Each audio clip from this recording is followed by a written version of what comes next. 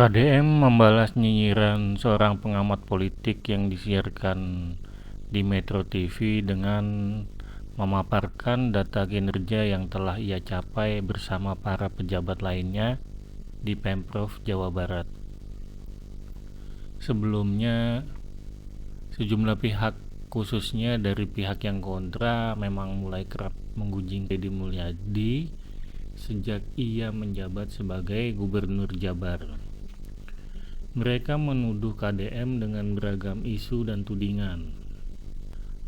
Namun, kita juga sebagai warga Jawa Barat harus memaklumi hal itu. Karena sekarang ini KDM sudah menjadi media darling alias orang yang akan selalu disorot dari berbagai arah oleh berbagai pihak. Tapi walaupun begitu, kita juga tidak bisa diam saja. Kita tetap harus memberikan argumen untuk counter sebagai bentuk perlawanan narasi miring terhadap KDM, agar semuanya bisa lebih diobjektifkan. Nah, sebelumnya simak dulu skakmat KDM terhadap orang-orang yang nyinyir terhadap kinerjanya. Kalau kita ngeliat KDM, maaf ini ke Kang Deddy itu lebih ke content creator, Oke. ya kan? Berbeda dong dengan Pak Purbaya.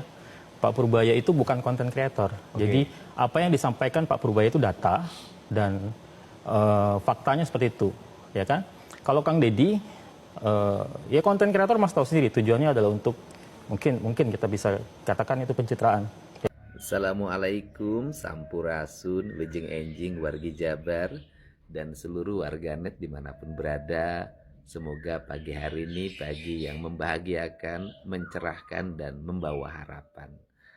Untuk sahabatku dimanapun berada, tidak mesti marah atau emosional ketika ada yang mengatakan saya lebih sebagai content creator. Karena kemampuan mengelola media sosial, orang menyebutnya konten kreator, itu justru memberikan manfaat bagi kepentingan masyarakat Jawa Barat.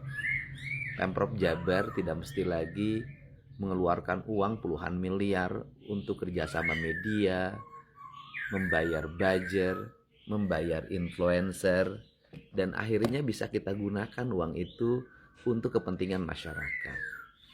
Sebagai contoh, pada tahun ini kita bisa membangun jalan 664 km. Pada tahun ini juga kita bisa memasang 14.259 unit PJU atau penerangan jalan. Kita juga bisa menormalisasi sungai sepanjang hampir 14 km. Kemudian kita juga bisa melakukan pengadaan satuan sambungan listrik untuk rakyat miskin. Rakyat miskin bisa mendapat sambungan listrik gratis sebanyak hampir 100.000 satuan sambungan. Kemudian kita juga bisa melakukan perbaikan rutilahu sebanyak 1.270 unit. Kita juga bisa melakukan pembangunan unit sekolah baru sebanyak 12 sekolah. Bisa membangun ruang kelas baru sebanyak 764 kelas, dan kita bisa melakukan perbaikan kelas sebanyak 150 kelas. Kita juga bisa mengasuransikan warga Jabar dengan para bupati wali kota secara bersama hampir 1 juta orang lebih. Kemudian kita juga bisa melakukan penyelesaian berbagai persoalan pengaduan masyarakat yang tercatat hampir 1.500 kasus bisa kita selesaikan.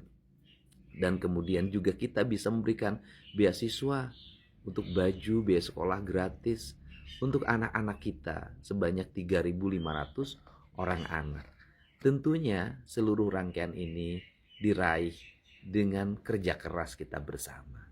Untuk itu, mari kita bersama-sama terus fokus melaksanakan kegiatan pembangunan untuk kepentingan masyarakat Jawa Barat. Dan kita anggap berbagai sindiran, nyinyiran, otokritik yang dialamatkan pada saya sebagai obat agar saya tidak jumawa, terus mawas diri dan konsisten memperjuangkan kepentingan rakyat. Salam untuk semuanya, sehat selalu. Belakangan kita juga melihat jika KDM tampaknya sedang dibenturkan oleh pihak lain, yaitu dengan Pak Purbaya.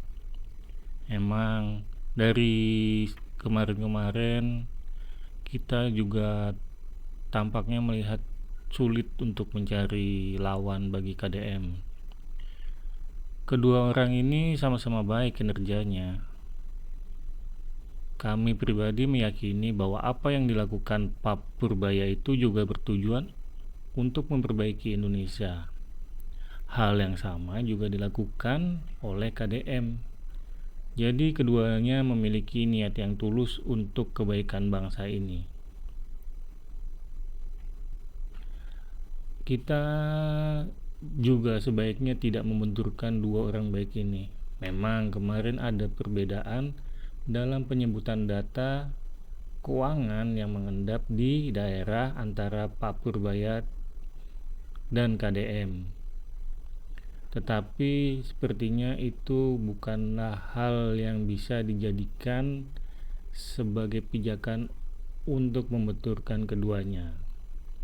Lagi pula itu cuman perbedaan data, sedikit selisih waktu, dan itu sudah diperbaiki,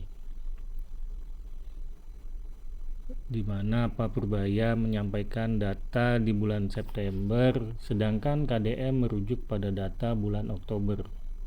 Jadi sebenarnya keduanya benar, cuman konteks waktunya yang berbeda. Itulah mengapa datanya terdengar tidak sejalan, padahal keduanya menyampaikan hal yang valid, tapi sesuai waktunya masing-masing. Sekali lagi kami melihat kedua orang tersebut sama-sama memiliki tekad untuk memperbaiki Indonesia. Oleh karena itu, kita perlu mendukung siapapun, khususnya keduanya yang memiliki visi untuk memperbaiki negeri ini. Kalau elektabilitas Pak Purbaya naik, ya kita bisa mendukung.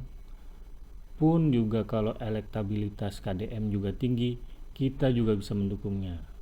Selama tujuannya untuk kebaikan Indonesia, maka itu patut diapresiasi. Soal tuduhan KDM sebagai konten kreator bukan sebagai gubernur, tampaknya itu kayak tuduhan yang terdengar aneh. Kenapa? Karena tujuan sejatinya konten kreator memang ngonten, tapi KDM bukan sekedar membuat konten hiburan seperti banyak konten kreator lainnya yang mungkin tampil heboh atau berkonflik demi mendapatkan penonton atau viewers. Yang dilakukan KDM berbeda. Ia mendokumentasikan kerja-kerjanya sebagai gubernur atau kerjanya sebagai di pemerintahan sebagai bentuk pertanggungjawabannya kepada publik. Jadi tujuannya supaya publik mengetahui apa yang telah ia lakukan. Semua yang ditampilkan adalah kegiatan nyata, bukan drama atau pencitraan. Kalau mau dibandingkan dengan kepala daerah sebelumnya, jelas hasilnya berbeda jauh. Anggaran untuk perbaikan jalan meningkat drastis. Pembangunan sekolah bertambah. Seluruh alokasi anggaran pendapatan daerah fokusnya digunakan untuk kepentingan publik atau rakyat.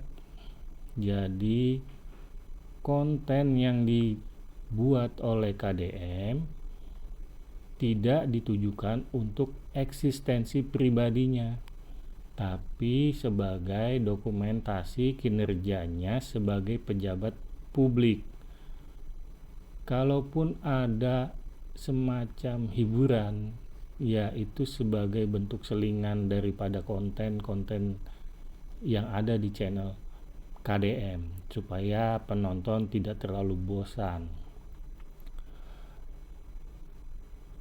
Kemudian juga banyak kepala daerah lainnya juga melakukan hal yang sama dengan apa yang dilakukan oleh KDM.